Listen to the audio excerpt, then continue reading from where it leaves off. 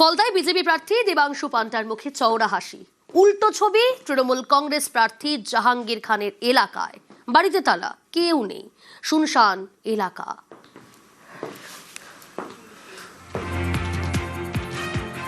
Diamond Harbour Lok Sabha কেন্দ্রের এবং ফলতা বিধানসভা কেন্দ্রের যিনি কিংপিন অর্থাৎ তৃণমূল কংগ্রেসের জাহাঙ্গীর খান, নিজেকে যিনি পুষ্পা বলতেন, তার বাড়িতে শ্মশানের নিস্তব্ধতা। একাধিকবার তাকে ডাকার পরেও কোনো সাড়া মেলেনি। আজও দেখা যাচ্ছে যে জাহাঙ্গীর খানের বাড়িতে তালা। জাহাঙ্গীর খান কোথায় গিয়েছেন কেউ কিন্তু এখনো পর্যন্ত বলতে পারেনি।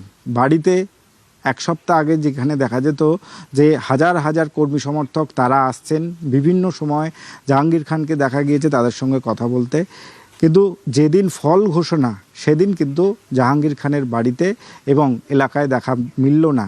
পাশাপাশি তৃণমূল কর্মী সমর্থকদের তাদেরও চোখে পড়ল না ডায়মন্ড হারবার এবং ফলতা বিধানসভা জুড়ে।